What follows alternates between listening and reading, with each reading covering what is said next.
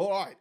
Welcome, everyone. If you've just jumped in, thank you for joining us. And I think I'm finding something today. So my energy level might not be as awesome as usual. But you obviously know that we always bring the show here at CyLynk. If you've just jumped in for the first time with us, I can guarantee you that we've got a pretty awesome show for you. So let me see if I can, turn my camera off here. I can see myself on the other side. But we have some pretty well planned evening for everyone. Or obviously evening if you are listening to us from Melbourne, Australia, or anywhere within GMT plus 10 or plus 11, depending on where you are. I guess if you're in Perth, that still counts. I'm not sure if Perth will be counted as part of Australia, or should we officially sell them off as one of the other third islander nations. Like, there's not a lot of them anyways. Oh wait, hang on. I just remembered they feed pretty much the rest of the nation with their mining money.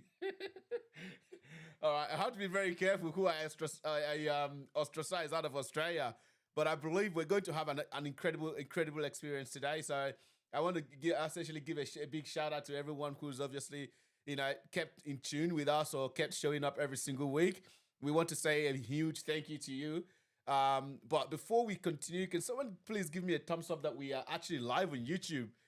Before I go ahead and do a really awesome show like I've planned today, and only to find out that nothing was actually live the whole time. That would be very funny, though. That would be very funny. All right, let's go find out. Oh yeah, I there's didn't get that guy I who didn't get an in the acknowledgement. in the chat. Oh yeah, you did. There's a guy in the chat says, "Oh yeah, mate, we can hear you All right. watching from Antarctica." Wow. Well, that funny though. There you go. I almost heard myself for a second, and there would have been reverb. 100% sure. Okay, cool. Well, I think if you've already been coming to NerdKnight, with today being episode 56, which by the way I'm going to shout out to a few people. But if you've been coming to NerdKnight before, we probably need no introduction. It's your boy Semi. I'm going to give myself a better introduction than that. I think the actual person that you guys all came here to listen to today is Mr. Danny. So I'm going to let him, introduce himself in just a bit. But if you're wondering what is going on here, well, this is the only episode or the only live stream show where we talk all things cybersecurity. We talk all things, cyber defense and attack. So we are a purple team organization here at CyLynk, and we've got some pretty cool things installed over the next few years. So look, I think the best way to sort of begin this show, Nathan, I reckon the best way to begin this show is to begin with a quick introduction. So my name is Sammy Chokes, and I'm the CEO and founder of CyLynk. And at CyLynk, our goal is quite simple. Our mission is quite simple. We want to train 10 million people with job-ready cybersecurity skills across underserved communities and untapped regions globally, and also the West as well, like every other place as well. But our heart is essentially focused on those who often are forgotten when platforms are built. So we're building something pretty cool. And I'm excited. I'm your host today, and I'm excited. So, as always, everyone knows that we love to get some feedback. So, if you do have any feedback for us, so we can continue to make the show better. But I'm sure you're sick of me introducing myself every single week. I have nothing new to say other than Nathan. Do you want to give us a quick introduction before we allow the man of the hour, Mr. Danny Galleano? By the way, everyone, I've got some story to tell you about the very first time I met Danny. I could not pronounce his name, so we're going to get into that. It's part of trash talk. But Nathan, do you want to give us a quick introduction? Yeah, absolutely. And I can also, add to the suspense a little bit. You might know already that Danny is like one of those natural chefs. He just touches things and then it becomes delicious. Oh yeah. So Nathan, I what do didn't you know do that. here? Right. But before I get to that, I gotta, do my introduction. So Yeah, I'm like a Nathan normal Kono. person. That's my name. I'm based in Melbourne, Antarctica, and some call me the malware alchemist. Some call me the Python guru. Some say that I'm just a simple dude, and some people say that I eat chocolate steak. But forget about that. I'm a SOC analyst. I'm a threat hunter. I'm a malware reverse engineer, and you, I don't know. What do I even say? You know, I'm just gonna say that is my introduction, and I'll just hand it over to Danny. Yeah, just leave it there. Look, Danny, like obviously we've got a segment for us to interview you, but I'm gonna give you at least a few wait, I've got a comment in the comment section that says Sammy Sands, so what? All right, Danny, do you want to give us a quick introduction? Don't go too deep into the good stuff. Just focus on just giving us a slight, tiny introduction, so that everyone online can sort of know who you are, and then join in on the fun. Okay, I get it. So it's my time now. It's Thank you your for your time. introduction, It's your guys. time.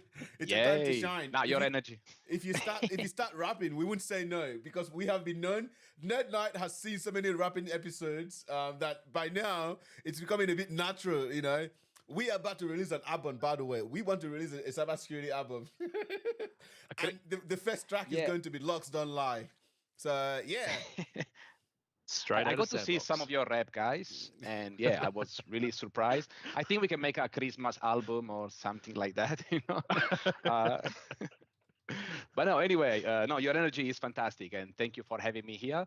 I'm Daniele Galleano. I'm currently in Italy, but yeah, I'm a security analyst, and well, I'm a rookie. Let's be honest and let's be fair. I just started this new career a few years ago, but yeah, before that, I used to be in hospitality and wine. Basically, I'm also a sommelier. I did all my study of a sommelier in Italy.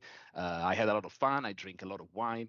But yeah, at a certain point, I say, I had a lot of fun. I drink a lot of wine. That's all I "Mm, took out of that. Don't give them too much, up- guys. By the way, we are going okay, to be okay. taking questions from the comment section. So if you do have any questions for Danny, well, I have called you Danny a few times. So again, I am notorious for It's okay. naming people the wrong name. So I do apologize in advance, but you're a great guest to have. So I think the best way to sort of begin today is to sort of give everyone an introduction of what we're going to be running. So if I can get the slide pack, that will actually be nice. That will actually be good. All right. So where's that present button? Hang on. Mate, if we're gonna stop calling Danny Dammy, I think we either need to just come up with a nickname for Danny. I mean, we've already got a nickname for his real name, so now we're going to make a Seriously. nickname of his nickname, or we're going to actually, we don't really call Dammy by his real name either, because Dammy is also a nickname. So Yeah. we're just going to have to nickname the nickname of someone. nickname We're here. gonna find a Make it- solution for that. Well, look, Definitely. we are just getting started. So, guys, if you're wondering what today is going to look like, if it's your first time joining our show, obviously the first thing we often get everyone to do online is to put in the comment section where you're watching it from. Try not to give us your home address so that you don't get doxxed. I believe last week someone doxed someone on NerdKnight 55. So if you don't want to get doxxed, just there give us. was no doxing. There was a bit of. There was absolutely no doxing. There was And officially who on a bit earth of would doxing. who would do that? Really, I don't know. Haven't seen it, right? Haven't seen it. Well, anyway, so we are going to go through trash talk. You guys know that we don't like to take ourselves too seriously. And one of the key reasons for me, in my heart, really, that I want NerdKnight to feel like home. And I know that's a weird term to use for cybersecurity, but I want this to be the show that you come to after having a really long, week, or after a really long week of study. I want this to be the show that you come to unwind, to relax, to have fun, and hopefully with a bit of a glass of wine, which Danny is going to tell us how to actually have their best glass of wine and how to choose, a premium, cheap $5 wine from from the butler. So I know we've got some cool things here. So we're going to dive into the trash talk quite soon. Once I can find my my sandboard. And then obviously from there, we're going to actually have some really, really deep conversation with Danny. We're going to talk about, transitioning from the career in hospitality, mental health and cybersecurity, and what he's currently doing at the moment. And then obviously some tips on how to get into cybersecurity if you're someone there who's trying to, find your way into cyber. So without any further ado, I'll quickly, go through obviously the typical things is, the other thing we'll talk about is threat landscape. And then we'll probably look at some CTF today if we've got some time, as usual. But look, guys, are you ready to go? Are you ready? Absolutely. Absolutely. All right. Let me find that soundboard. Let me find the soundboard. What do you mean? You were just using it. What do you mean? Well, no. Well, we've got, so our soundboard actually allows us to have like 64 different sounds, but someone hasn't had time to actually go and load it up with stuff. So, here we have it. All right. So we I see. Making excuses now. I could quite easily say it's your job, Nathan, right? All right, let's go for the drum roll. Yeah. Oh, mate. I also just realized that you misnamed this NerdKnight to NerdKnight 66 when it's actually 56. Did I put it 66 somewhere? Yep. Yep, you did. Well, you can see it in the title. Apparently, I am 10 days away, 10 nerd nights away, as it seems. So, I can see it. No, you guys didn't see that. Just ignore it. I'm gonna save it. No. You didn't was see never nothing. there. It was never there. You guys You were did just not so see excited for the 66th edition. Hey, everyone, I can see you. So we've got someone. Well, that's cool. Sammy's notorious for rapping on live stream. Yes, guys. So one fun fact, as we obviously dive into trash talk, and I'm going to provide a prompt shortly. But one fun fact is, if I had not gone into cybersecurity, perhaps I could have been a rapper. Nathan, what would you have done if you didn't go into cybersecurity? Wait for it, guys. Yeah. Brace for impact on that answer, because Sammy knows where I would have gone. It's actually quite funny. So before I got into cybersecurity, I was doing volunteering at like a church, and I was doing all sorts of laboring work. And out of all the work I was doing, the plumbing related stuff was the stuff that I loved the most. So if you were to ask me where I would be if IT or cyber didn't exist, I'd be a plumber, 100%. Guys, cleaning out those, scraping ideas. out drains and sewers. Yes, give it to me. Oh, seriously. But look, you guys obviously heard it first here at Nerd Night episode 56. Danny, what would you? I guess you've already done some things which we're going to talk about. But if you went doing cybersecurity, what would you pick? Well, anything but farming, maybe. Anything but farming. It's a tough job. I respect that a lot. But that sounds like it's a lazy. That's a lazy answer. You're like, yeah, nah, me no strong type situation. All right, cool. Yeah. So for the first prompt of the day, are you guys ready for it? Are you ready for it? Always. All right. Cool. Well, I guess we're gonna get ready for it. Well, I gotta go find it first of all. So, cybersecurity is the new fine wine. Does breaking in require refined taste or brute force? So, if cybersecurity is a new fine wine, how do you break in? Does it require brute force, or does it require a real refined taste? So, yeah, Danny, I feel like this one. Yeah, I feel like you need to start this one. A refined taste, you reckon? So, absolutely. But here's the thing, though. Like, well, we need to first of all, obviously, put a disclaimer out there. Drink responsibly. If you're into wine, for some people who are not into wine, yes, keep drinking water, and also drink water responsibly as well, because you never know, you might get intoxicated. But the issue I have here is that it depends on the kind of wine. Just like in cybersecurity, there's so many different areas that you could work in, right? So there's a bottle of wine that costs like $200 or $400. So it depends on which one of them you're trying to break into, and that's what is going to determine how much of a damage you're going to have to get through. So yeah, look, it's a bit of a situation there. But yeah, Nathan, I guess for you, what would you reckon? Does breaking into cybersecurity require a refined taste, or do you think we can essentially brute force it? I mean, I'm actually kind of curious to know what the flavor is like. Like, if you could explain the taste, like that might give me an idea of how I might answer that question. Well, I do not claim to be a wine expert.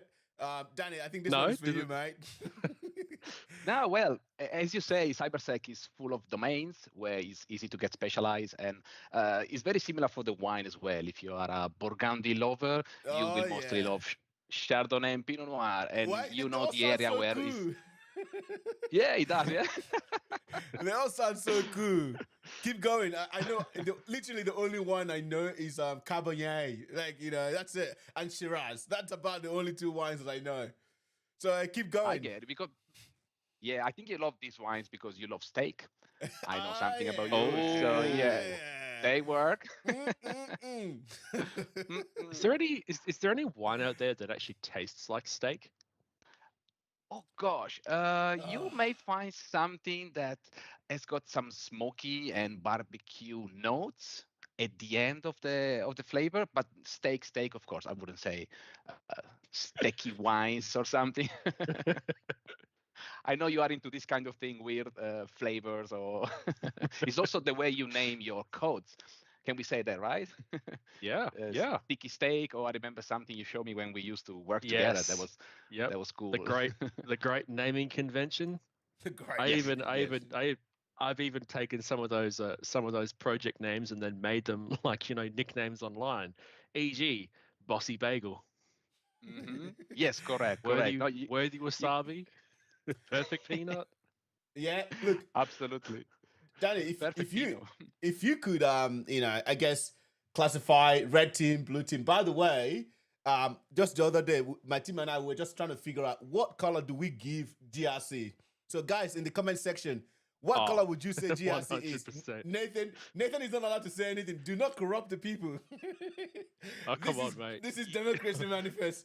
Do not corrupt the people. So guys, in the comment section, what color would you give GRC? Would it be, green, aqua green? You know what I mean? Or brown? I don't know. All right. Danny, do you know what I call the brown team?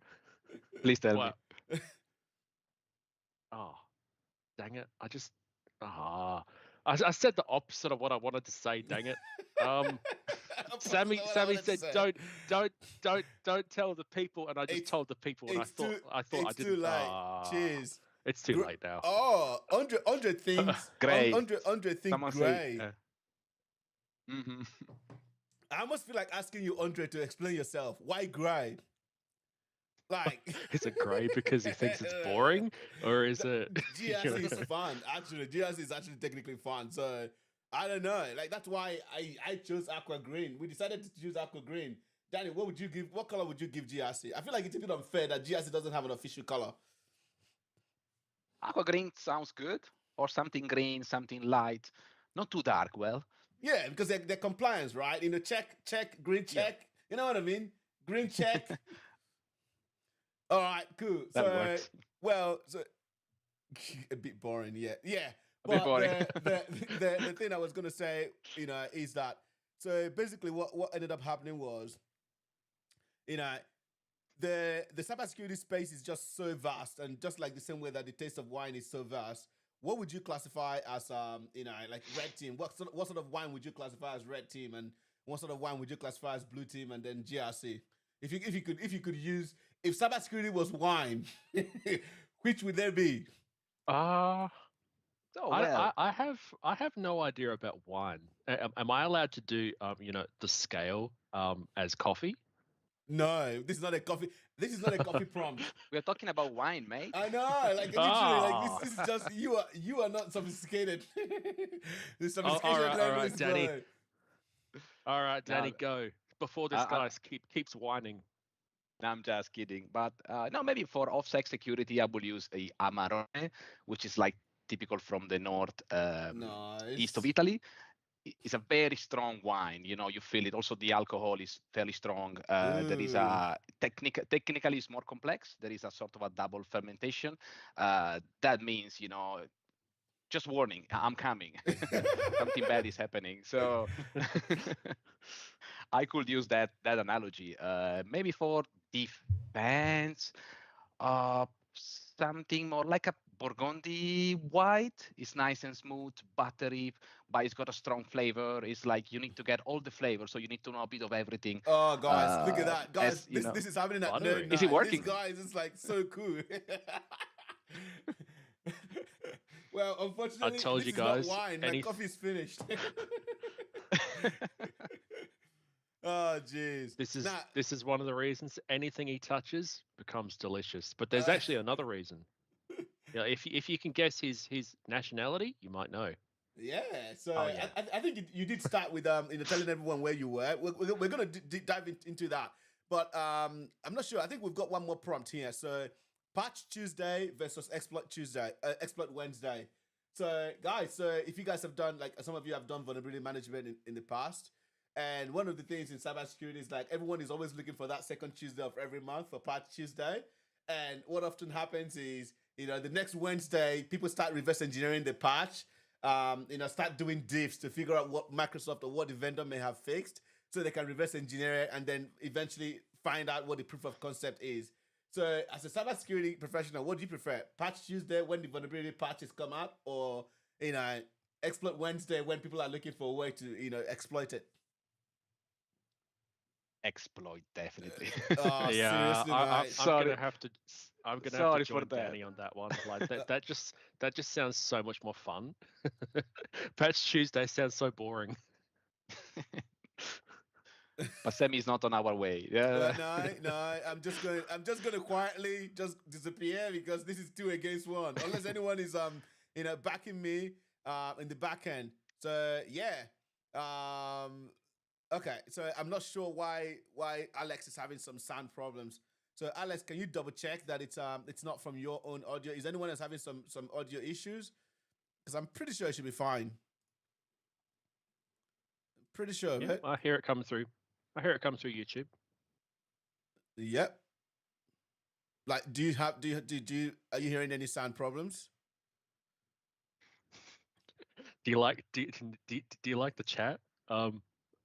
Someone says, I think they missed the wine joke. What wine joke? So, just before we went on talking use about wine. wine, I said, Danny, we need to continue on with the conversation before, this guy stops whining. Oh, I did not hear that. Keeps I whining. I 100% missed that.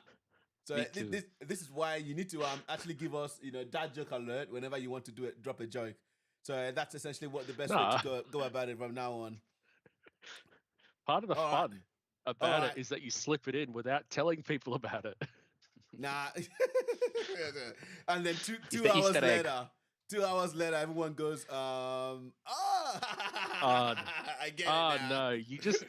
No, you just need to be smart and just slip it into another place in the talk where people can get it. Nice. That's good. The audience knows it's coming. That's good. All right. So, all right, I think that's a pretty good place for us to end that segment, and move on and into the Insight from an X. All right, Danny, this is the part that I've always been looking forward to. Like, obviously, you can tell that we're still getting this sorted out properly. So there's a lot for us to learn. There's a lot that we're doing. Nathan, if I can get rid of your face for a second, and get Danny to appear, just making the start. Turn my camera off. No. Just stay. There you go. Now I've pinned him. I've pinned the man of the hour. So Danny, I'm kind of sort of keen. You've got such an incredible journey, and and I think one of the things that I respect about you, like, you're one of the most humble guys that I've seen in a while. Like one of the things that people don't know about you, which we're going to sort of dig into, is that not only did you leave the hospitality industry, you were actually you've built a pretty good career. You were pretty much a manager before you decided to sort of switch your career and move into cyber, and basically pretty much started from scratch again, right? And that's a rare trait that I think is is super admirable. But I'm sure that did not start literally out of the blue. So tell us a little bit more about your journey. So where did this all start? Okay. But well, COVID time, during COVID, I think a lot of people had the chance to think about it, what they're doing of their life, because it's a mandatory break. You need to stop, and you stop your life. You just wait for this pandemic to end, and that helps a lot, because it's been a few years. I was thinking, should I do something else in my life? How the way to approach and change career is not so it's not so easy to track, especially when you are 34, 35. But well, I was like, I think I need a new challenge. I think I need to do something else. And I simply started with looking around, and it's like, okay, cybersecurity looks cool. I have no idea what that is. I was just, a normal user, sending my email and using my phone, using my laptop, mostly to play around or something, just some gaming and nothing else. So I was like, wow, I really need to know how to do it properly. And I was deadly serious about it. It was like, okay. And, the slowly you do your research, a lot of people meme on Facebook where show the people trying to have a shortcut, to enter in cybersec without having any knowledge foundation. Is like, no, that's not the way. It's like there are no shortcuts in cybersecurity, and every day you are You dealing can say with that something. again. Yep. Yeah, every single day. Maybe there is a day you feel like a lion because whatever you touch, whatever you do, it's something you are already familiar with. But then the day after, you can come up with all the best energy you got, and you just got overwhelmed with new things you didn't even know they exist. And it's like, wow, this is my day in cybersec. So well, I decided to start at TAFE, in Australia. I used to Yeah. live in Sydney back then, so I was like, okay, let's see TAFE. But I chose a very easy certificate like digital media, a bit of networking, hardware, and there was also a bit of a Python, but a very short introduction to that. And I say to myself, it's just 6 months. It's free, so it's like, why not? If I don't like it, if I don't get any good vibes out of it, it's like just call it a day. I had an experience, and goodbye. But then actually it was quite the opposite. Like networking was really fun. I I'm had guessing it great was love teachers. at first sight, huh? I don't know. I like Yeah. this kind of mechanism, even though sometimes before the assessment, oh, let me tell you, I couldn't sleep much. I was trying to commit everything by memory, and it's like, it's going to be fine or not. But then, the more you exercise, the more you practice. It's like, wow, that gets good. So yeah, it was fun, to be honest. And maybe, during the COVID, you don't have the stress to go to work and think about stuff. I was fully on that certification. So that was a great beginning, even though, as you mentioned before, yeah, my previous career, like I was like a manager, I was like a sommelier, and on that, I say to myself, if I start a new career, I need to be ready to start from the scratch, to be a rookie, to be the one who know the less, and mentally that helps me a lot because I cannot pretend to come in a new industry and be the manager. No way, I don't have the capabilities, the knowledge. So yeah, that was something that I deal with myself. It's like, because it's somewhat easy to go to work and a bit of everything, the dynamic of the restaurant, the style of the chef, the wine you are selling, that makes you like your comfort zone, and I totally got out of it. Definitely. No, that's good, and So yeah. I think the way you kind of put it, like quite a lot of people during COVID began to think about what their life meant for them because everything was pretty much practically shut down, and only those who actually had some sort of a knowledge work were still able to work from home and still pay their bills. And obviously, for here in Australia, we are quite blessed that the government came in and supported a lot of people to ensure that they don't we don't have like mass unemployment and whatnot. Um, but like I felt like before that there would have been some hint of like seriously some hint of technology in your life in your history because sometimes I find people don't realize that this is their calling in life. And like it's an example of that is you could be really good at running and be a mechanic, and then literally you think that your job is to be a mechanic and you're really good at running, not knowing that my calling is actually being a runner. So I guess did you have any of that sort of experience where you could tell that you were technically tech savvy, but you were not necessarily doing tech at the time? Well, kind of. Actually, I used to live with a great guy from Argentina, Hmm. and he's a DevOps, and Oh I yeah. was just curious sometimes. I was like, hey, how you doing? What's your job like? What you doing? And sometimes he show me. He say, yeah, come to the room. I show you something. And that was like the Linux terminal and stuff like POC, that. And I yeah, was like, wow, yeah. that sounds cool. Yeah, you got it. So I was like, what is your job like? What do you do? What are your daily duty? Like I'm a practical person, so I wanted to know what he was practically doing every day or was checking.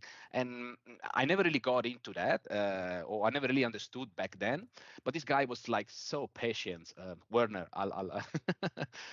So it's like, no, that this guy was amazing. And he said, you know what, the tech industry is fairly cool. It's like, maybe give it a go. You know, you're still on time. Changing career is something you can manage in Australia. It kind of gave me a bit of a hint, but slowly, without pushing at all. Since the day that COVID hit, and I was like, oh, you know what? Maybe I should check this old techie stuff, how that works, and see if I am compatible with it. Nah, that's pretty awesome. Like Nathan, obviously, I'm going to hand over to you after this question for you to Yep. to ask any questions. Like obviously, I'm guessing that journey into cyber when you made that decision and then you finished that 6 month course. I would love to hear that you landed a job immediately after finishing that 6 month course, which would be a miracle. So tell us, I guess what happened after you finished the 6 month course. That was a long journey, very long journey. So tell us what happened. It was expected. But well, I say, okay, let's do the second course at TAFE. So another semester, full time. By the time I was just working sometimes on weekends. I also used to pet sitting, My Cool. wife and I, we love pets. So yeah, just to have some extra cash to pay your bills and stuff like that. And then, yeah, of course, after the second semester at TAFE, again, amazing, but I can see myself so far away from cyber, especially from the practical hands-on operations. I was like, wow, I need a shortcut. And as I can see from the comment, someone say that they started with a bootcamp. That's what I did. After the 2 TAFE, I said, okay, it's time to put my hands on a bootcamp. And that was like the most amazing 6 months I ever done. That was really, really cool. There was a bit of theory and a bit of practice, hands-on, terminal, Windows. And then we ended up doing some pen testing, some defense, blue team projects. It's like, that's what I needed, but still, that was not enough. It's like 6 months fully immersion. It's like, wow.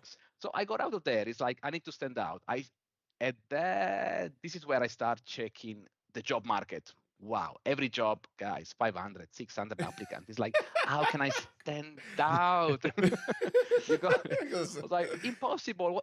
What are these people doing? All of them in the same place for the same job? Impossible. At CyLynk, we call that gain an edge. How do you gain an edge, in a pretty crowded job market?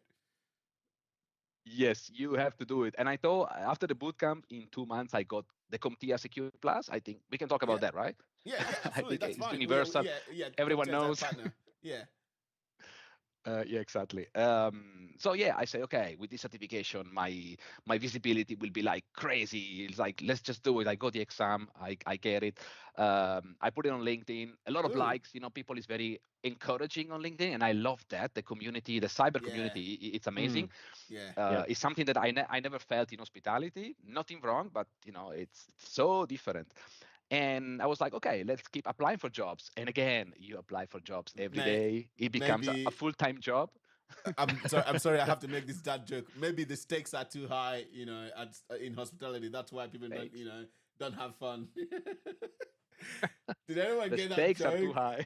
Seriously. Yeah. Anyways, Nathan, I'll hand over to you for you to ask some questions. Guys, feel free to ask questions in the comment section.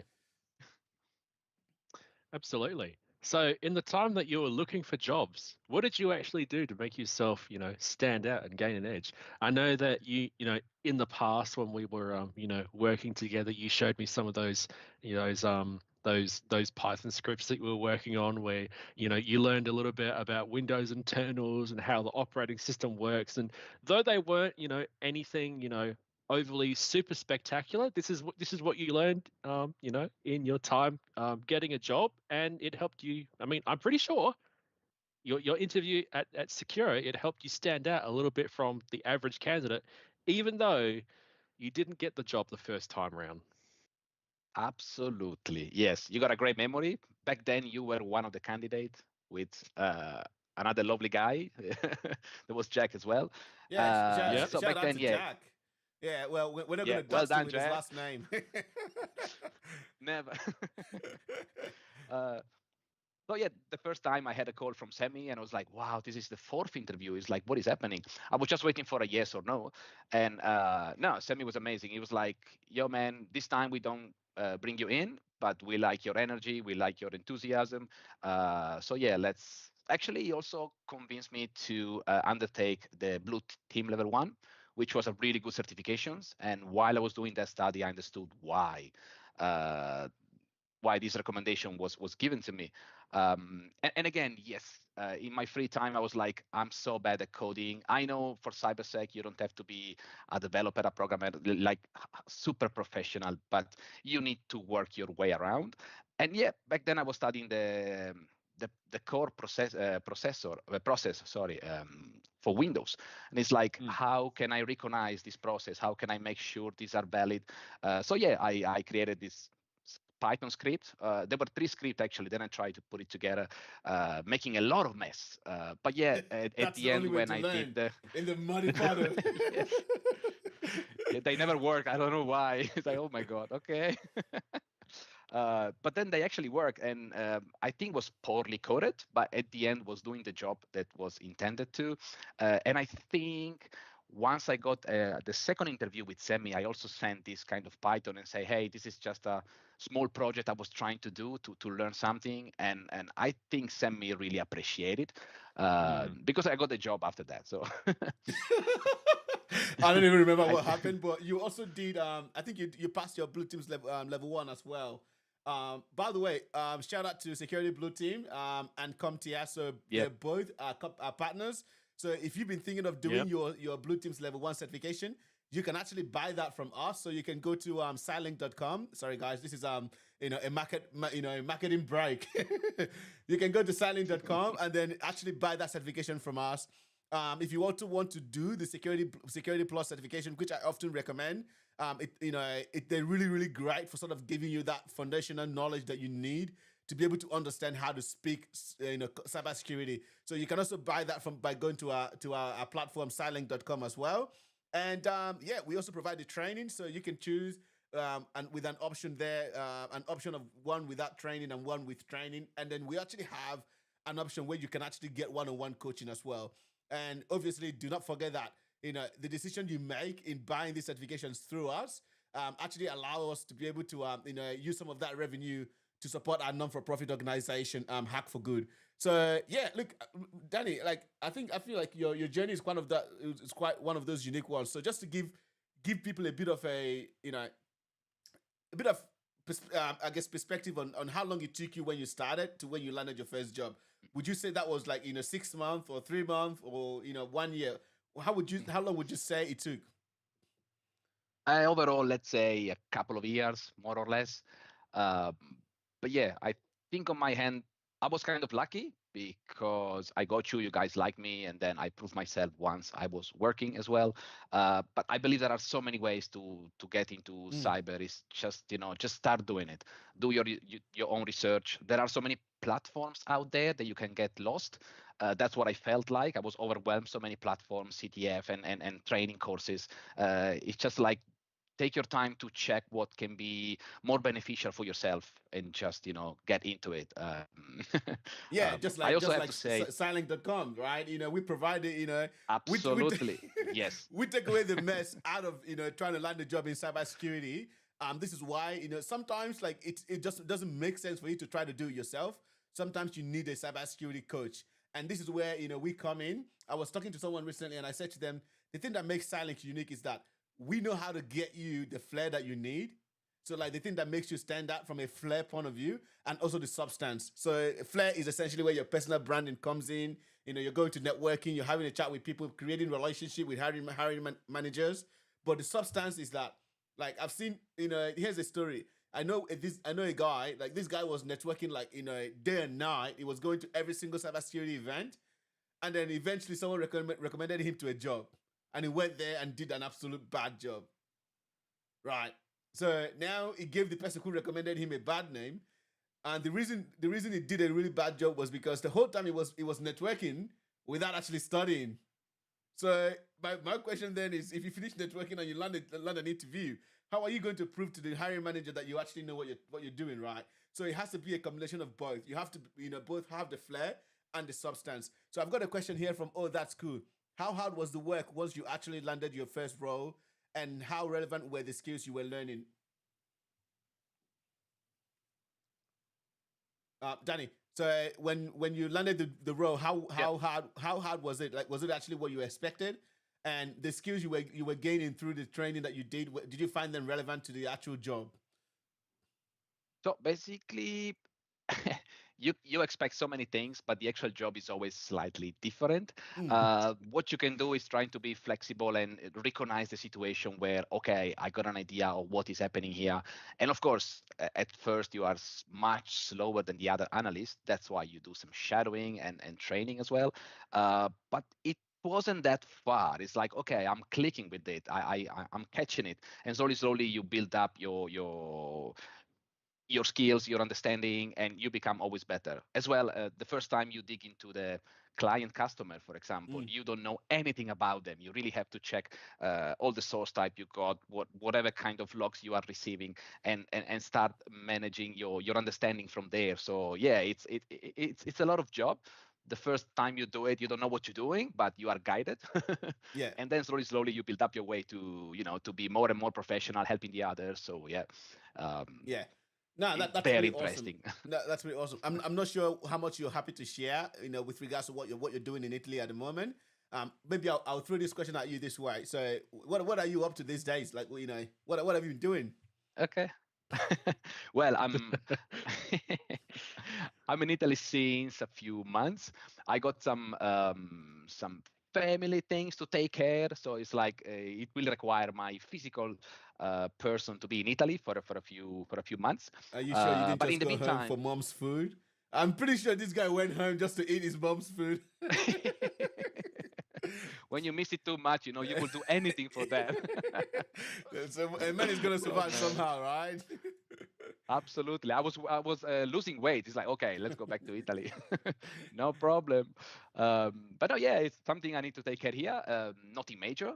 And in the meantime, I'm also preparing myself. I am trying to study more pen testing because it's something that, as I discussed many times with Nathan, I believe the more you know in OffSec, the more you understand in blue team operation. Definitely. So it's like absolutely. the knowledge goes both way. And because I always focus in blue team, it's like, okay, this year is dedicated to a few certification and learning path here and there, focus on pen testing. But yeah, at the same time, I'm also creating content for CyLynk, which makes me really, really excited. Yeah. So yeah, I believe one of the modules will be soon on the platform. You will recognize my name because I think I'm the only Italian there. Yeah. No, it's gonna have some some pizza. Oh well, yeah, pizza icon, pizza logo. We're gonna have the pizza icon on there. No, that's awesome. Like, look, I genuinely want to say, Danny, thank you so much for giving back to the community, really, and and for putting your hand up to, even though you're not necessarily here locally in Australia, you're still, really trying hard to connect. Like, we are completely in a different time zone, and you're giving back to the community as much as you can, and obviously, developing content that will help other people go on that journey that you've gone yourself personally. So look, I think the whole community would like to thank you for showing up today and for sharing your story with us. Before we let you go, what would be the one or two tips you would give to someone who's currently trying to land a job in cybersecurity? Wow. There are so many tips, but something that happened to me, I believe that so much that there was not a single day in my mind that I said, I don't know what I'm doing. There was always something. Another tips could be focus on your weaknesses. They will just make you stronger. You are not good in coding. Do something that build up your own lab. Just break machine, Ubuntu, Kali, Windows Server, client, whatever. Just install things, disinstall it, play around with them. They will just make yourself practical and ready for a job. Something like that could be. I reckon that was actually Very pretty nice. awesome. You just break things. Hashtag break things, right? Hashtag Yes. keep grinding. Experiment. Yes, keep grinding, man. I have one more question as well. Yeah, go for it, man. So when you were working at Securo, I mean, obviously I was working with you at the time as well. You were talking about a script that you made called Truffle Dog, and you were also playing around with a Python library called Scappy because you're interested in how, you know, and how I was going to say packet tracing, but that's not the word. Packet capturing. Sort you of, like- yeah. Dang it, I can't think of what the wording / terminology is, but I think you know what I mean. Yep. When you were building that script, was that because you wanted to work on your coding skills, or was it out of just I'm curious about networking and how all of this works, and even though I you know what you landed the mean. job with the Securo, did the study actually stop? Oh no, never. Actually, because I was working with great professionals, the challenge there was like I need to keep up study because I like it, but because I want to. And the more I know, the more I can contribute to my team and to the cyber community as well. So yeah, you got a great memory about the Truffle Dog script. Because back then I was interested in ICMP tunneling, and I just created a simple listener and capture that that script was capturing a file and then send it chunk by chunk to another listener over ICMP. Yeah, now I remember. But the beginning was just like I just want to see how ICMP tunneling works, and honestly, with a few lines of code, you can do it. That's fairly scary. And after that, I say to the script, why this script is not looking for any text file that I give the name of, and then it just break it in chunks, send it to the listener, and it's a sort of don't get me too serious now, but it's a sort of data exfiltration, but it's in a very simple way, right? So yeah, I think I stay up 2 nights to do that because I was into the project. I just want to get it done, and no, that was pretty cool. So yeah, a lot of curiosity. Yeah, that's what bring me there. Nah, that's One pretty thing cool. It is. One thing I've heard throughout this entire conversation is you keep talking, like you keep being super humble and saying, "Oh, I've worked in this industry for a few years, whatever. I'm still a beginner." I am. What is it going to take for you to get past that stage of being a beginner? Would you consider yourself to be like a beginner, or are you a script kiddie, or are you an intermediate now, or like where are you really? And are you actually going to get past being a beginner at some point, or do you think you're just going to be a beginner forever because there's just so much to learn? You totally got it. The cybersec industry is so big that I think I will always feel a beginner forever, but very enthusiastic. It's like I'm an enthusiastic beginner who's happy to learn at any point, any time. Nah, that's good. Like, Absolutely. yeah, guys, we need to move on. Look, can we give it up for Daniel for that? That was awesome. Thanks so much, mate. That was pretty cool. All right, look, guys, you know what segment it is. It is the very next awesome segment. If I can find where this button is, that would be nice. There you go. Oh, is it lab time? No, Is it's not it lab steak time. time? It's threat landscape. That's where I'm trying to get us to move fast, all right? So, guys, it is threat landscape time. So, Nathan, I'll probably let you just do the first threat landscape for today, and then we can sort of, I guess, I think we'll probably just move on from there because we don't have a lot we don't have a lot of time today. So, you go. Yep. All right. So go ahead and bring up the article, and I'll just. I mean, we're not going to read it word for word, but I'm going to just talk about it. Yeah. Once I can get my mouse to do what I want it, when I can get the mouse to do what I'm asking it to do, that would be nice. All right. So I've got it right in front of you there, but I just actually need to share the right screen. Right. Yep. And then share again. Oops. Share the wrong one. I think this is it. Yeah, so there we go. Excellent. And this is the article. Yeah. Yep, this is the article. Yep. So you see the title, Chili Hell. This is referring to a backdoor, particularly on Mac OS. We don't. So like I've analyzed a lot of malware over the years, but so Linux malware and Mac OS malware is not really something I've dived much into, and it's not really something I hear too many people in the industry actually talk about. Even though you'll get people around the place that will say, oh, Linux and Mac OS are the best because they don't get malware, but newsflash, they do, and they actually do have firewalls as well. It's not just Windows. Yeah. So Chili Hell is a backdoor. It's apparently been around since 2024. It was originally released to the public, although for some reason not really known well in like a Mandiant report. And it specifically targets Ukrainian government officials. So for anyone watching this being like, okay, what is a backdoor? We often hear about it. All it pretty much is a program that's running on someone's computer. The victim has been coerced into executing it in a certain way, thinking it's like a legitimate application, but it's not. And what they've pretty much done is they've opened their front door and they've given the threat actor, direct access into their house, and now they can command the victim to do whatever they want. So yeah, and so this backdoor is a little bit different. So on Windows, if something like this was executed on the machine, you would typically pick this up because the antivirus would be very clear that something is running on your machine that should not be running on your machine. There would be pop-ups everywhere, and you would know about it. But when a malicious script or something like that runs on a Linux machine, Linux and Mac OS don't really do like a lot of things to actually tell you about it. And what was interesting about this particular backdoor is that it went undetected for like about 4 years, pretty much like until now,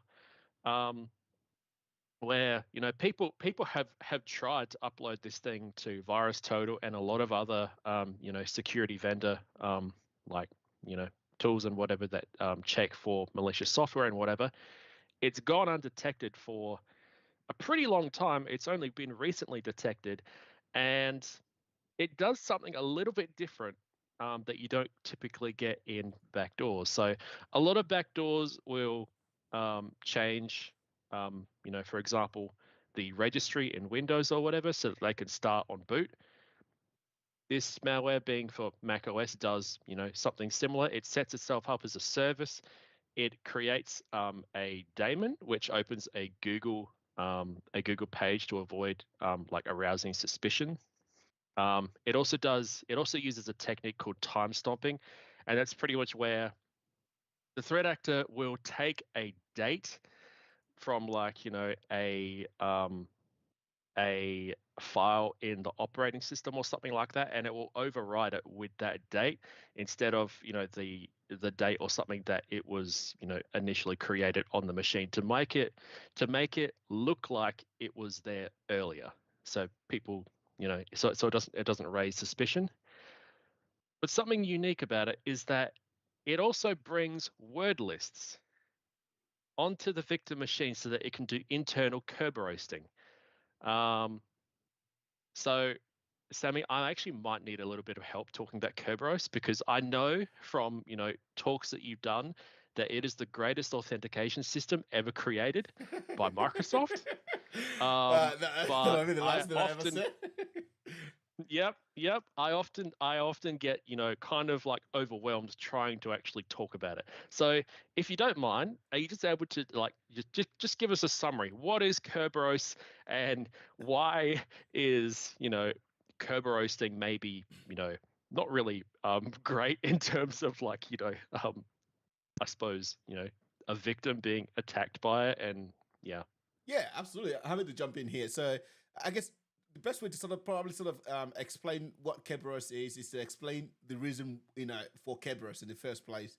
So early on in the year 2000, like within the early parts of 2000 to mid 2000, what essentially happened was Windows was using NTLM for authentication. And the problem with NTLM for authentication is that it's relying on on network RPCs to communicate, and it also leaves a lot of hashes on the local server, on the local client. So essentially, it leaves the computer vulnerable to things like man in the middle attack if someone is sniffing that, and also there is no way for for the computer to sort of I guess, how do I explain this? There's no way for you to validate that the person who's trying to use a hash to authenticate to a system or to a service is truly who they say they are. So there's a suite of different problems that was wrong with NTLM. NTLM v2 was actually just retired quite recently, and a lot of organizations actually still use it. So one of the key problems is that if you create I don't know, like a hash, and you want to authenticate to a particular system, you needed a way to be able to just grab some sort of authentication token or an authorization token that would let you access that system only for when you need it. And then there was also a need to have like a central, authentication management system, so that you're no longer relying on your local, system or one, local DC to do all of the work. So this is essentially why, Kerberos became a thing. So Kerberos is essentially, it stands for three-headed snake. So I think it's a Greek mythology for three-headed snake.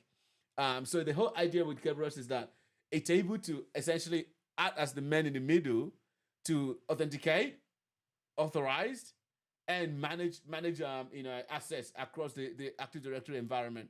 So a typical way that Kerberos would work is that if you wanted to say access a system here, and you're here, and the domain controller is here, which might actually have like KDC running on it, which is the key distribution center in Kerberos. To be able to go here without Kerberos, you would quite literally just go directly to this guy, right? And say, hey, I want to connect to you. And then you'll be like, oh, sweet, no worries. I'm going to challenge you with NTLM challenge authentication, which uses things like RC4, which is vulnerable to, RC4 is it's a weak, I think it's a weak digest algorithm, not necessarily an encryption algorithm. Is RC4 encryption algorithm? Yeah, it is. It is. It is. So it's asymmetric. Sorry, it's a symmetric encryption. Let me double check that.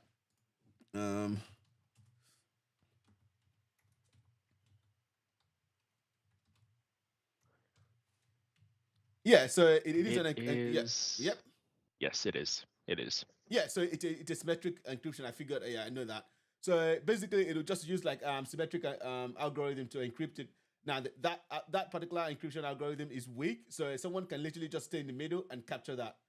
But guess what? What if you didn't have to pass your hash or any of that information to this guy? What if there was another person who knew you and knew the guy that you want to connect to? And then if you said to this guy, hey, I want to connect to this guy, it basically says, all right, no problem. I know that guy and I know the access to connect to him. Guess what? I'm not going to send you his hash. I'm only just going to give you something called a TGS, so a ticket granting service. Yep. So when you ask me for when you give me your, tell me that you want to connect to this guy, I'll ask you to send me a TGT, and then when you give me the TGT, that needs to be encrypted with some systems and whatnot. Now, to cut the story short, I guess this is not a Kerberos conversation. What essentially happens at the end of the day, this is why Nathan never wants to talk about Kerberos, because it's so complicated. What happens at the end of the day is that the the actual Kerberos server serves like the key guy who deals with authentication and authorization. So all it will give you is a ticket granting service. So that ticket granting service is then what you would use to encrypt the packet that you're going to use to go to this guy and say, hey, can you give me what I'm looking for? Now the thing with this is that it prevents both of you from sharing your hashes everywhere or using weak encryption. So there's a lot more security overall. Now, just to be very clear, Kerberos is not obviously immune to security, bypass or hash, hash past the hash or golden key or skeleton key. You can use something like, Mimikatz to actually try to get access to, to the, I guess, to the domain controller. And often it's often because of bad security hygiene, right? An example of a bad security hygiene is your domain controller logging into a user's end user's computer to do some IT support and then leaving their hash behind. So once you log onto a local computer, you leave your hash behind, and that's often where that issue comes from. Anyways, Nathan, for those who are wondering what is Kerberos, I'm sure there is an article or something out there that you can probably use to understand it a bit better. But I wasn't prepared for this. Yep. Hopefully that helps. It's an authentication mechanism. No, There you go. No, I'm sorry. I'm sorry, mate. I actually didn't mean to put you on the spot, and you actually went into a lot more details than I thought you were going to. But Well, because I just thought it would be. Yeah, I know. It is hard to explain, but that was like a unique feature I thought of this malware, and I just thought it would be good for people, beginners, because there are definitely beginners watching us right now that would probably like to know. So. Yeah, Yep. absolutely. I was glad. I'm very happy to have shared it. So yep, that's pretty much all I had. All right. So I think one of the things that I loved about this is essentially how it actually also performs C2 communication. So essentially how it actually communicates to a C2 server over HTTP and DNS. So we were just talking about this internally. One of our weekly live session for those who are doing our job ready tracks, and we actually went deep dive into DNS. So for those who are watching this online, who were part of that, you would know what I mean by you would know what this means by using this as a data exfiltration mechanism. So this malware actually uses DNS, the TXT field or record, which is essentially like a note-taking, part of DNS to exfiltrate data out of the client's environment. Obviously, there's a lot of ways to sort of bypass this. One of them being DNSSEC or DNS over TLS. So look, I think that was a pretty good article, Nathan. Thank you very much. The other thing I've got here, is the global NPM. Wait a minute, did I just hyperlink the same article twice? Yes, I did. Yep, you did. Okay. I knew that was gonna catch me. I was ready for this, people. So basically, within the last week, I'm sure you guys would have heard this in the news about the big old supply chain attack regarding NPM, which is a package management I guess tool, if you will. I guess I'm not quite sure the best way to sort of describe it. But I'm sure this place. Yeah, that's actually pretty spot on. So NPM is actually for JavaScript. Yep. Well, so basically what ended up happening was that, and this is a classic one, and like if anyone has basically heard any of this before, this would sound familiar. This was exactly how someone was able to bypass and got access to one of the library. Nathan, I don't remember what that library was. That someone took over and basically was able to deploy malware to every single person who used that library. So basically, mate, there's so many instances of that. I know that this happens all the time. I don't know which one. So it was exactly the same thing that happened here. So typically, what happens is that things like NPM or pip or or let's say Python or any programming language library, the thing is that they're often maintained. They're often open source, which means they're maintained by the community. And it's just one guy or two guys who are sitting down in the on the weekend trying to update and trying to fix bugs.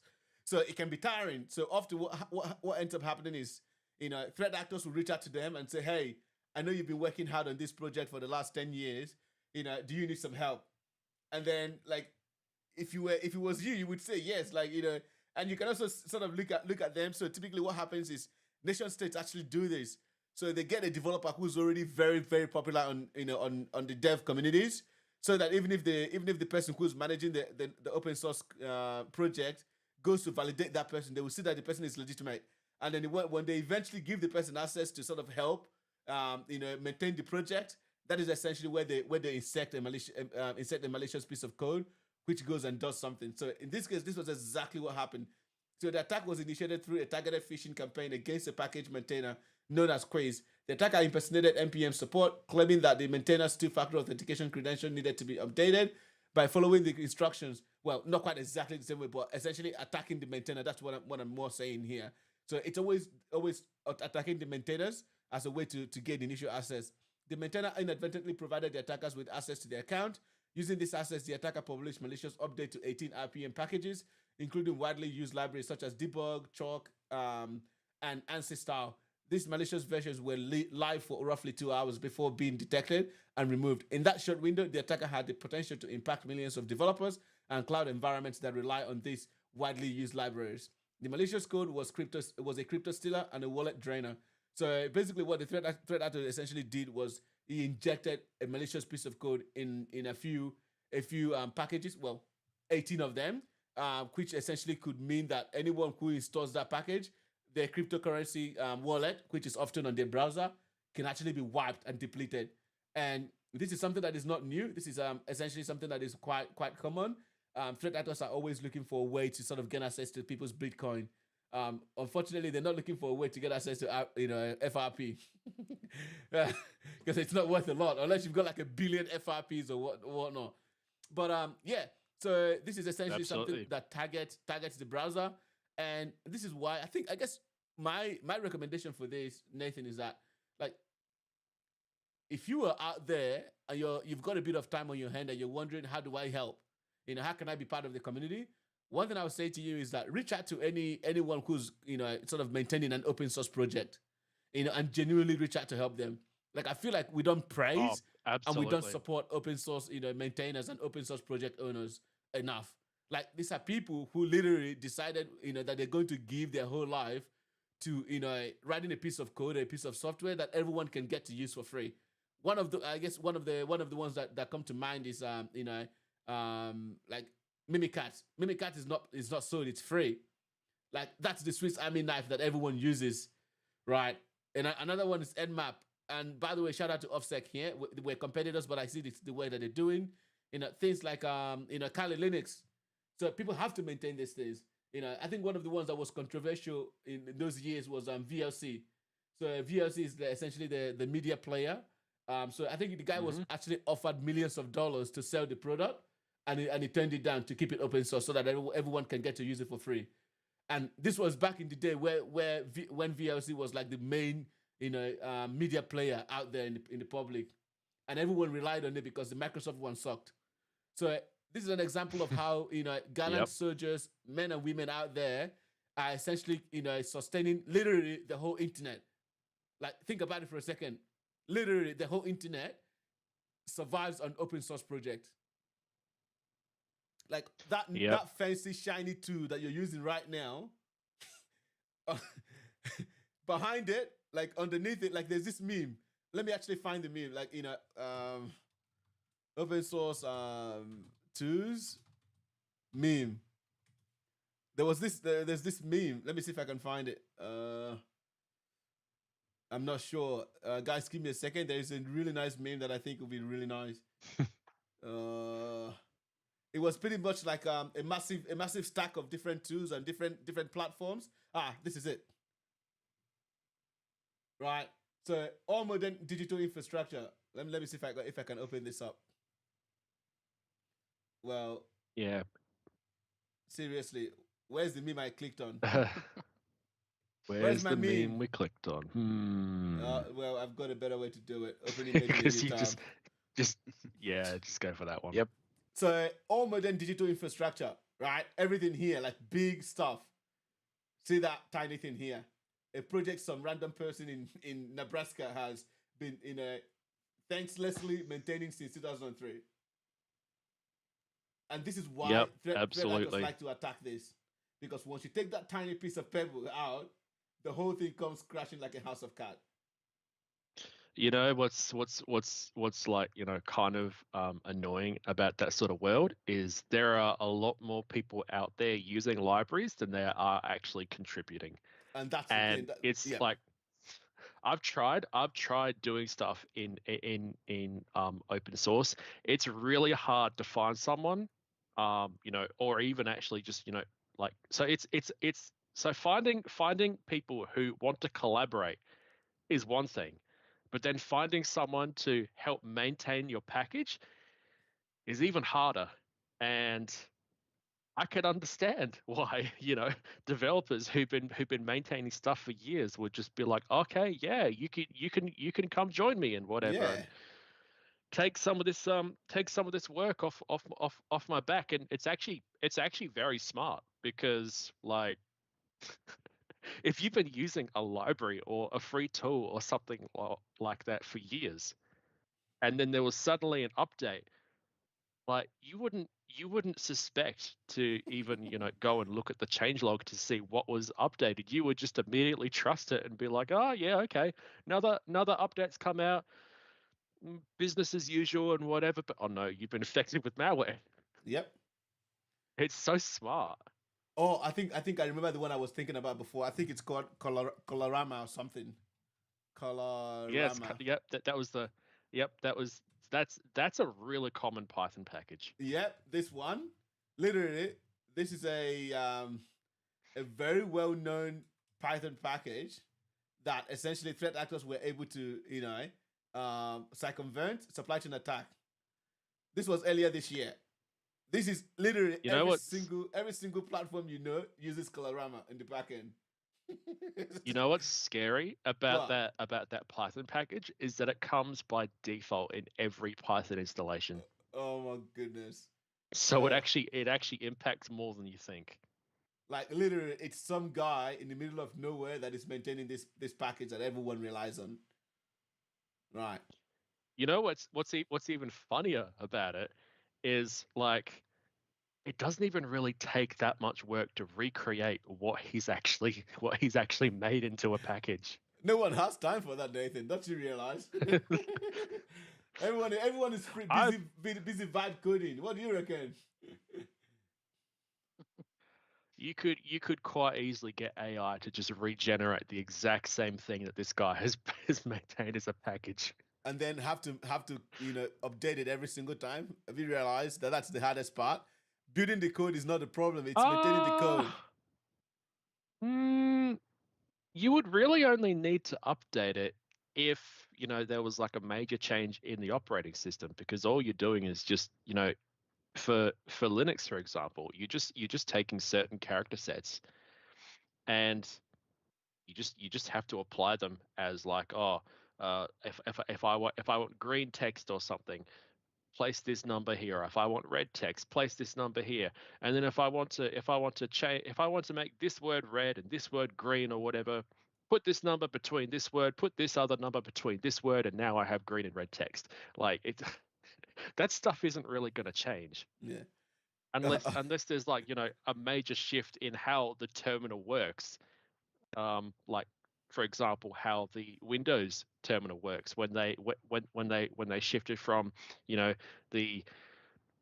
ancient Windows X or so how the Windows like CMD from like Windows 8.1 and before. Yeah. They around Windows 10, they upgraded the terminal to be able to resize it to whatever you want.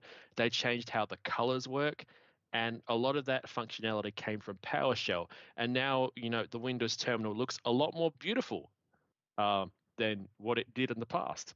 Yep. The problem with that is, so from Windows 8.1 to pretty much Windows NT, it used 16-bit like a 16-bit color set, whereas I think the new Windows terminal supports 256 colors, like the Linux terminal. So it made it very limited on what colors you could actually display. And that would be the kind of update that you would need to, make to, I don't know, Colorama or whatever, for you to, actually have like a reason to actually maintain the package. If there's not like a major change to the terminal, then you don't really need to do anything.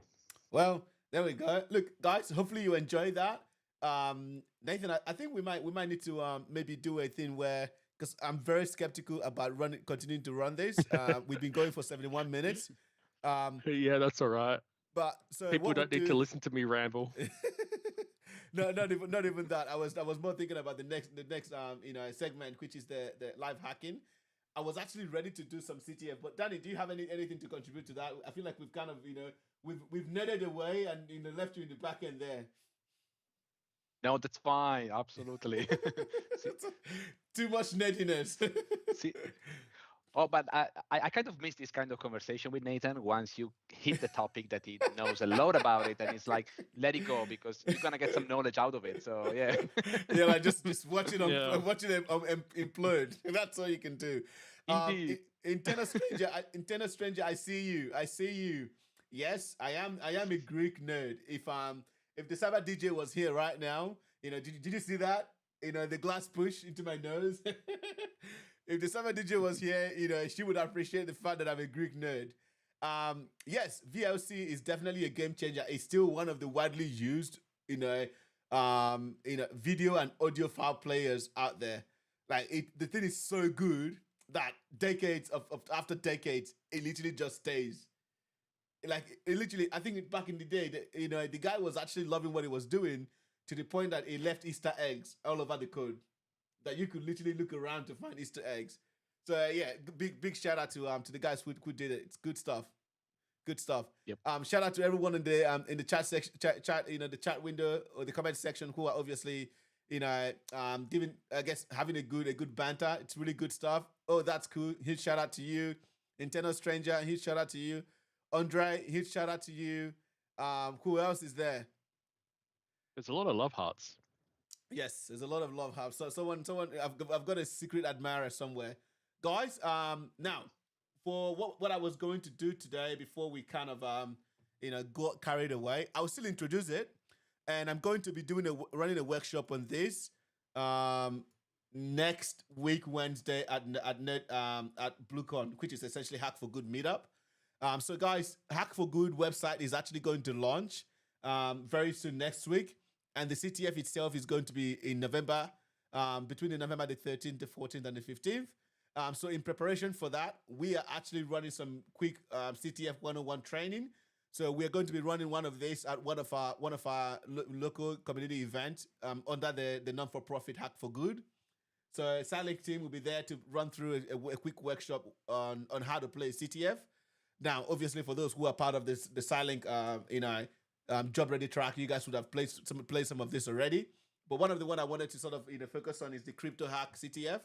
So the crypto hack CTF is really, really good and helps you learn cryptography, so you can understand the difference between like public key cryptography, which is PKI, and the symmetric encryption, or symmetric cryptography. Obviously, things like the message digest and which is essentially hashing. And there's a whole bunch of other things that you would learn from this, including some of these challenges were actually built with Python. But before we kind of go into that and talk about like CTF and all of that, one of the key things I wanted to talk about today is what is a CTF, like what are the different types of CTFs that are out there, and how do you actually get started if you want to play CTF. So I saw this this resource that I want to share with you guys for a second. Give me a second, I'll find it. And this was some I guess content that's Snyk put together. So let me find it. So Snyk, they are a cloud security platform. Let me see, where is it? CTF.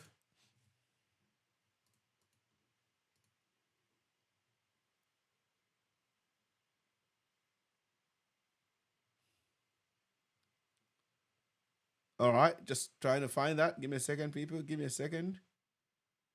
No problems. I don't actually know. I don't really feel like I know a lot about cryptography, so this might be good. Yeah, this one is pretty We are good. on the same page. Cryptography is something wow. So let me find this. There was a really good good PDF. I think this is the one. I think this is the one. Let it load. Yeah. Okay. Cool. So my slide on Wednesday is probably going to look like this. So shout out to Micah for putting this together. So he's one of the director of security advocate at Snyk. I'm not sure if he's still that at the moment, but I wanted to sort of use his slides because I'm going to be stealing a lot of these slides for the Hack for Good meetup on on Wednesday, so I might as well share that with everyone, so you guys will see it first before everyone else does. So, what is a CTF? It's a simulated real-world cybersecurity challenge that is divided into different types. So, participants are presented with a series of challenges or problem statements designed to emulate real-world vulnerabilities, threat, and attack vectors that organizations face in the digital landscape. So, the challenge is essentially to find a solution to this. Or the goal is to find a solution to the challenges and to figure out a way to bypass the security measures or to get access to the system in the way that it was never designed to do. So essentially finding a vulnerability in the system and exploiting it. So several types of challenges exist. So I probably wouldn't call these types, I'll call these categories. So these are categories of CTFs that you could potentially play. So there's binary analysis. So this is essentially where you're playing with the code. Often with this binary analysis, you have things like buffer overflow or stack overflow, where you're actually dealing with the actual low level language that the application is built with. And then you have web exploitation, which is very popular. So this one is so popular because anyone anywhere can do it. And then you have cryptography, which is what I wanted to sort of look at today. And then you have reverse engineering and then network security. There's also steganography. There is OSINT, which is open source intelligence CTF. So now that's the category of the CTF. There is threat hunting. There's a lot of different ones. CTFs can typically be divided into red team, blue team, and we are actively trying to create a CTF for I guess aqua green team, GRC. Guys, that has to stick. Green team. The green team is GRC. You heard it first at CyLynk. So unfortunately, mate, there's already a green team in Adelaide, and it's got nothing to do with cyber. Oh, seriously. Well. It's ticking. So typically, when you run a CTF, when you run a CTF, the thing you're trying to find is once you are able to exploit, once you are able to identify what the vulnerability is, and you're able to exploit it. There's often a flag that actually shows that you have done the work and you found the vulnerability and you've exploited it. So all you have to typically do is to just copy and paste that flag and submit it, and you should be good to go. Now, what are the different types of CTF, which this doesn't cover? So typically you have the Jeopardy-based CTF. So a Jeopardy-based CTF is essentially a CTF where you are essentially looking through a challenge and you're trying to solve a flag. So it's pretty straightforward. Let me see if I can find something that explains it better. CTF. That one doesn't have it. I think the one from CTFD does. So let's see.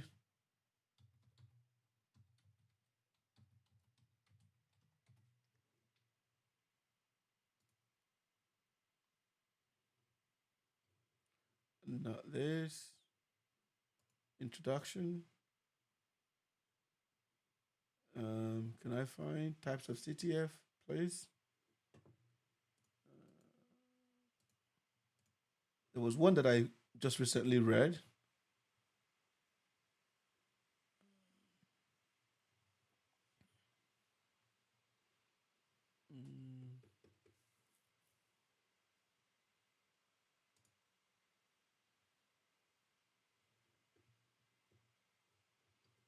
Yeah, it was from the CTFD platform. So I just need to find, go to the Great training. CTFD. Yeah. Blogs, documentation, blog. Well, probably not the best place to easiest find it. capture the flag platform, eh?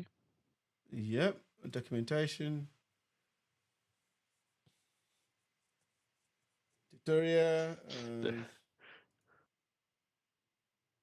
Are they talking about like easy in terms of like running it, or it just has the easiest challenges? Like No. They're talking about actually hosting. So what they do is they actually host CTF. So we're going to be using CTFD for our Hack for Good CTF that is coming up in November. I'll just search for this. So there are essentially four key types of CTF. There's the Jeopardy.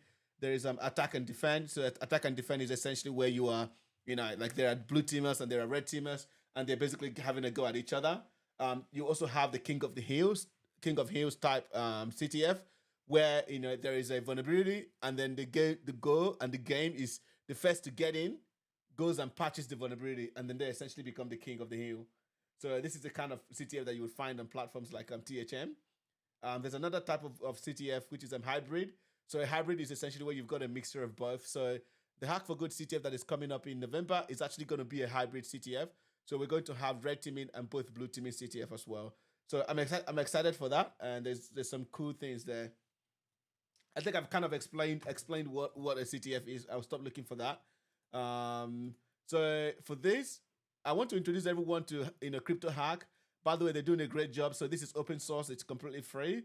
You can learn a lot about cryptography here. So if we go to introduction to cryptography, you can literally just read about that and learn about cryptography. And it's pretty cool. It is really, really cool what they've done here. So a huge shout out to them. So I've solved a few of these. I guess we can go back to challenge 1. So you guys can sort of see. I think introduction, sneak peek. So if we go back to this one, can I open it again?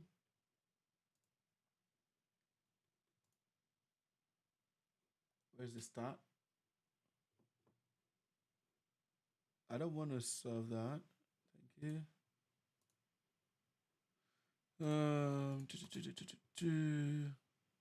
Go back to homepage. Thank you. Maybe if we cheer Sammy on, he'll find the challenges faster. Go, Sammy, go. Go, Sammy, go. Oh, seriously. Yeah, there you go. So I just need to go back a bit and then back a bit to the first one. So for those who have not solved a CTF challenge before, like a crypto type CTF challenge, this is probably a good way to start, because this actually starts you on pretty lovely. So this one, it says ASCII is a 7-bit encoding standard which allows the representation of text using the integers 0 to 127. Using the below integer array, convert the numbers to their corresponding ASCII characters to obtain a flag. So in Python, the CHRC function can be used to convert an ASCII original ordinal number to a character. The odd function does the opposite, right? So which means that if we can essentially open something like Visual Studio Code, and then if you've already, so for some reason, if you've already installed Jupyter Notebook, if you have Jupyter Notebook extension installed, you can probably go along with me. If not, just create a folder on your laptop. I'm just mindful of the time, because we don't have a lot of time. Create a folder on your laptop, and then you can just call that folder CTF.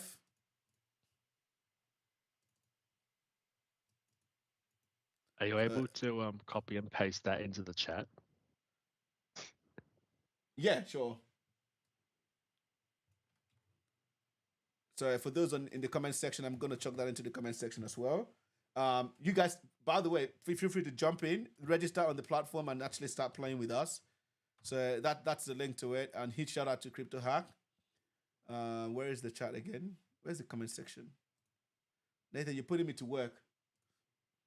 Am I? Yes, you are, mate. Oh, that's good. All right. Okay, cool. So I've got that open. So let's get a VS Code going. So if we create a new folder, and we call this folder, let's say we call it Go Away, and we rename it to CTF 101. Perfect. And then in here, we create a Python file. Actually, it's probably best to open file and go to here. Go to NerdKnight, wrong one. Go to NerdKnight 56 and go to CTF. So open, new file. Did I click on open a folder or not? No, I did not. So I want to open a folder. Thank you.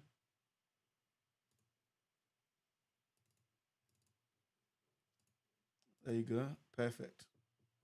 So now we can essentially add a new file in here. Do you want to trust? Yes, I want to trust.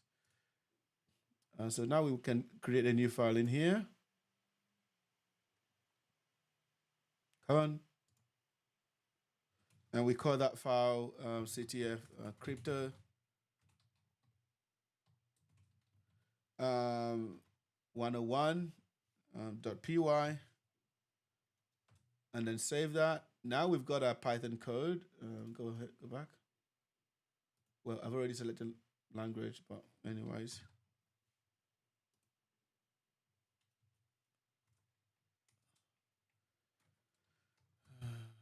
My first crypto hack CTF.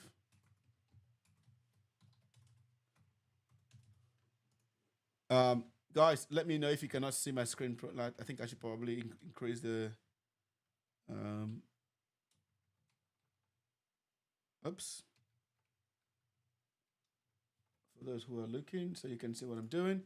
So if we go back to the challenge for a second. So I see the flag. Okay. This isn't quite cryptography. This is kind of just like, you know, converting bytes to ASCII, but it's a good start. Yeah, well, it is. Do not cheat, eh? Hang on. Well, have I already gone? What happened next? I feel like I started from the wrong one. But let's actually start from the first one. So each challenge is designed to have a flag, blah blah blah. Try to submit a flag, and then you go. So for those who are starting from the introduction to cryptography, and then next. So the next one is modern cryptography involves code, and code involves coding. Crypto hack provides a good opportunity to sharpen your skills. Of a modern programming language, Python 3 stands out as an ideal for quickly writing cryptography script and attacks. For more information about why we think Python is so great, blah blah blah, run the attack Python script, and it will output your flag. So if you download this script and you run it, hopefully, in a virtual environment, you should be able to get that flag. And then the second flag is this is essentially what we're doing here. So what we need to do is we need to then pull our thing.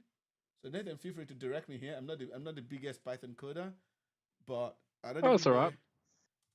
So I know we have to import something. Oh wait. So you do it. Okay, so you went back one, right? Well, I can direct you how to do the one with the integer array. Isn't this one? This is it. Yeah. So yeah. the one you're looking at now. Yeah. So first of all, go and actually copy and paste that. That at least the list of integers. Yeah. Oh, come on. And actually store it in a variable. Well, I'll just call it ASCII. Variable cannot have numbers. And let's call that. Well, that's a list. I cannot do that. Sorry, guys. All right, I've done that. Yep. So what do we do next? So you can simply just copy and paste that. Don't actually store it in a string. So it's not in a string. It's in a list. Yep. Yep. So what I'm thinking now you need. Yep. Go on. We obviously need to download a library. So how I would probably I've told this already. Is this already available? Like, can we use this? You don't need to download a library. So, like, is this available directly from Python? That's what I'm asking. This function. It should. All right. So if we do, this, and then we put ASCII in here, so this should work. So you need to work out a way that you're going to loop through that, and you also need to store it somewhere. So guide me, please. So if you create a loop of some kind,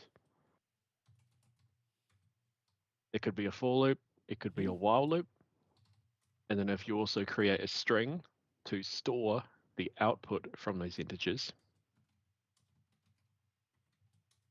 Yeah, so for I in ASCII, all right. What just happened? So if you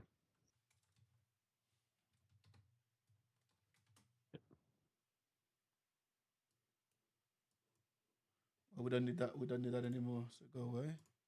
So if I do this, in ASCII numbers. oh wait, no, yeah, that's numbers. Yep. Guys, this is how rusty I am with coding. So there we have it. She'll be right, mate. So just make sure that you indent that as well. It under is CHR. indented. Oh, No. I mean, yeah, okay. So you've got ASCII numbers. That's good. So you've got CHR ASCII. Make sure you indent that. yep, it is indented, I believe. So if you just create a variable above that for loop, name it whatever you want, and just store an empty string in it. So under ASCII numbers, create a new string variable. Make it empty. That's what I've done here. No. That's not what you've done. You're calling a function for a variable that doesn't exist. Yeah, okay. You could do nothing var. Yep, sure. Yep, that's good. All right. So now remove that ASCII. No. So you see where it says CHR and then in the parentheses ASCII. Yep. Replace that with I. Okay.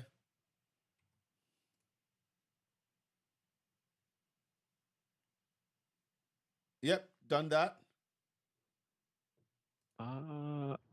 Have you? Oh, right. Okay. Whoops. I should stop watching you on YouTube because there's a delay. That might help. All right. So where CHR begins, just type nothing var plus equals 1. Or not plus equals 1. So yep. So click there, nothing var plus equals.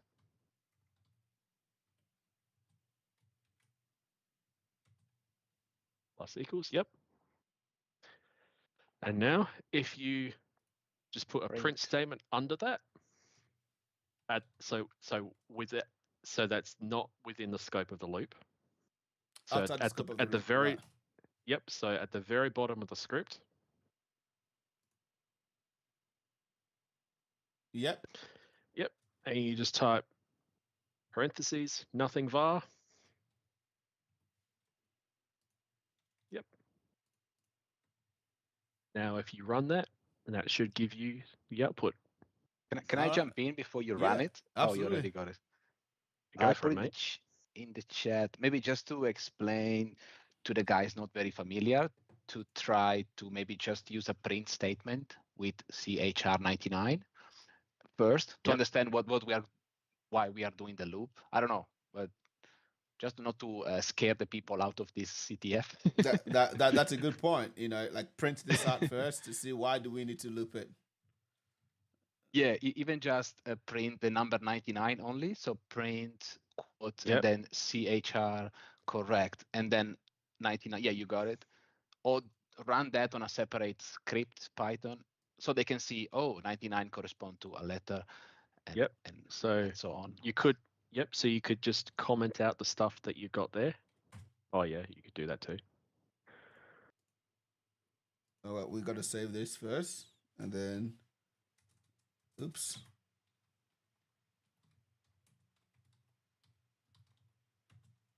What did you call the file? Crypto hack 101. Crypto hack. Yep. Oh, So Yeah. it's printed out. It's It's okay. printed out the flag, but Yeah. what you Wait. haven't realized that you need to Yeah. do is yeah. So you thought Yeah. that you commented that out with a multi-line string, but you Yeah. ended up just making I some missed that. empty I missed strings that there. one. Yeah. There you go. Now that's commented out. So assuming if you guys forget that there's a wait, it's doing it again. Oh, I did not save it. This is why I love it. I love it. We're all learning. There you go. This gives me a seat. So basically, Yep. like, what if what happens if you change 99 to 114? What if I do this though? ASCII ASCII No. as it is, you see how it's yellow. Oh, well, you've changed it now. It's all right. Well, to the variable. Give it a go. Well, what if I don't do all this for loop? What if I'm too scared to do a for loop? Oh, Well, you can't. Yeah. it's saying that it's I cannot iterate it. Yeah, CHR takes one integer. It can't take lists. Oh, so That's why you have to loop through it. Well, so guys, thanks so much for supporting me and helping me out here. I just didn't want us to not do something today. So I definitely recommend. There's some really good resources out there. I'm very mindful of the fact that we've been streaming for a bit now. Unless you guys want us to keep going, unless everyone is falling asleep already in the comment section. But I find this quite fun. I've solved a few of them. Obviously, I'm still learning. But it's a really good way for you to learn cryptography, and there's a really good way for you to also learn how to use Python. So yeah, look, this has been fun. So what do you guys reckon, Nathan and Danny? Is this giving you good vibes? Yes, it was refreshing to see you guys in here in a different environment, and now that was pretty cool. So thank you for having me here. Refreshing, good talks, wine, pasta, Italianness. What more could you want? Looking forward for dinner, actually. All right. So if you've hung around with us all this while and you've learned a little bit about what we're doing, hopefully you've learned something from us. Hopefully you've learned something, because I've learned something, right? I thought that I needed a whole library to import a library to be able to use the CHR function, but I did not know that it was actually a function that is there by default in Python. So here we have it. If you're out there like myself, if you guys notice how Nathan and Danny were able to guide me through the solution, this is essentially what our job ready tracks are designed to do. So with one-on-one coaching, expert mentorship, and hands-on skill technical training that leads to a guaranteed job outcome. If you want that, then look no further. Go to our website today, CyLynk.com, and go to our job ready tracks. We guarantee 100% job guarantee, and money back. Only for those in Australia. You can still buy our job ready tracks if you're not in Australia. We will deliver you the same outcome, guys. And the reason this is important is that for us, it's not necessarily about the job. It's about gaining an edge. Like as you've heard from Danny today, it's about being able to stand out from the crowd and having the technical skill that is required and the flair that organizations need when they're looking for a candidate. So we can help you gain the edge, so that you can then start landing the job. Also, if you're looking at just getting access to our courses and our modules, we are about to release our subscription tier. So you can actually just by just paying less than $20 Australian per month, you can get access to our platform and start learning. As you guys learned, Danny is also one of the content developers on our platform, so he's cooking up some really cool things. So hopefully you keep on the lookout for that. And then if you do want to buy any of the certifications discussed today, whether that be Security Plus, CISA Plus, or Bluetooth Level 1 certification from any of our partner vendors, feel free to reach out to our website as well at CyLynk.com, so you can buy certification, so you can start standing out in front of employers. So with that, look, guys, it's been quite amazing catching up with everyone today. Like I said to you guys, I'm not feeling too well, but hopefully the show was as good as I wanted it to be. There's a lot still more to learn, so I want to thank you everyone for your time. With that, look, Nathan, do you want to you want to give some final few words, and then we'll let Danny do so as well. I thought tonight was awesome, being able to hear about Danny's overall attitude, that like the humility just never stops, and I thought overall tonight was fun, and I'm looking forward to next week. Good stuff. Good stuff. Well, I need to go find my music so we can live here in style. We can live here in style. What Are have you, you are you given going me, to let Nate? Danny talk? Yeah, absolutely. Oh, what am I Yeah, gonna do? I want to give him a music backdrop. So, Danny, you want to give us Oh, something yeah. to escape this from, so we can go get some rest. No, well, guys, thank you for having me. Keep studying; it's fun. Try to find these kind of communities where you can have fun and learning together. Drink wine; I highly recommend it. It helps. With a nice steak. Absolutely. No, yeah, just have fun. Yeah, do your best all the time. Nah, it's good. Look, it's been a fun time hanging out with you guys. Stay safe out there and keep studying, keep grinding, and then never stop learning. Right? Hashtag keep grinding. If you have not already subscribed to our YouTube channel, please subscribe, like, comment, and also if you haven't followed us on LinkedIn, go ahead and follow us at CyLynk at CyLynk on LinkedIn, and you can also follow us on Facebook as well at CyLynk. And X. There's a few places that we're available, even Instagram. You can find us every single place where there's a social media platform, including Reddit. So you can also join our subreddit Reddit handle. Look, guys, it's been an incredible experience learning with you alongside you all and being part of the community. Thank you so much. Ciao.